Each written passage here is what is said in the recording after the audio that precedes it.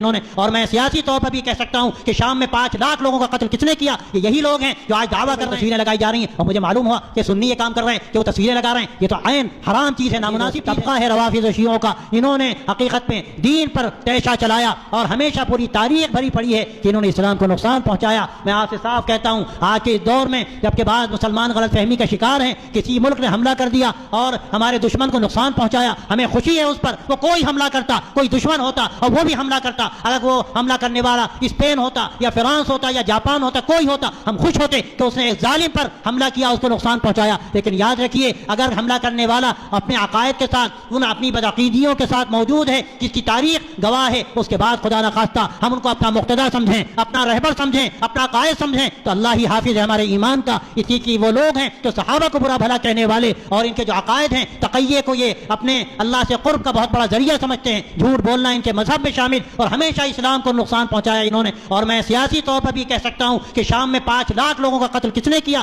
یہ یہی لوگ ہیں جو آج دعویٰ کر رہے ہیں کہ انہوں نے ایک بڑے ظالم پر حملہ کیا۔ وہ حملہ کیوں کیا؟ اس ظالم نے ان پر حملہ کیا تو انہوں نے ظالم پر حملہ کیا، لیکن وہ بیچارے نہتے مسلمان جن کو ضرورت تھی کہ ان کا کوئی ساتھ دیتا۔ ان کا ساتھ دینے والا کون ہے؟ جب صلح کی بات آئی، ایک لفظ نہیں کہا اس نے کہ ہم اسی وقت صلح کریں گے جب حملہ بند کیا جائے ان مظلوموں پر جن پر 2 سال سے حملہ لگاتار کیا جا رہا ہے، ان کو تخت و تاراج کیا جا رہا ہے، ان کے بچوں کو اور ان کی عورتوں کے پراخ سے اڑائے جا رہے ہیں، لیکن توفیق نہیں ہوئی۔ کو یہ نہیں سمجھنا چاہیے کہ کوئی ہمارا بڑا کوئی قائد ہو گیا، بڑی بڑی تصویریں لگائی جا رہی ہیں، اور مجھے معلوم ہوا کہ سنی یہ کام کر رہے ہیں کہ وہ تصویریں لگا رہے ہیں۔ یہ تو عین حرام چیز ہے، نامناسب چیز ہے۔ اور پھر ایسے شخص کی تصویر لگانا جو تقیے کا قائل ہو، جو سب صحابہ کا قائل ہو، جو شرک میں مبتلا ہو، وہ اپنی جبہ و دفتار سے کچھ بھی دکھائے، لیکن یاد رکھیے جب تک کہ اللہ کے نبی صلی اللہ علیہ وسلم سے سچی وفاداری کا دم نہ بھرے، اور جب تک حضرات شیخین کی افضلیت کا کوئی قائل نہ ہو، حضرات صحابہ رضی اللہ تعالی عنہم کی عظمت و محبت اس کے دل میں نہ ہو، جب تک حضرات اہل بیت کی محبت و عظمت اس کے دل کے اندر نہ ہو، اس وقت کوئی سچا صاحب ایمان نہیں ہو سکتا۔ اس لیے ہمیں اس حقیقت کو سمجھنے کی ضرورت ہے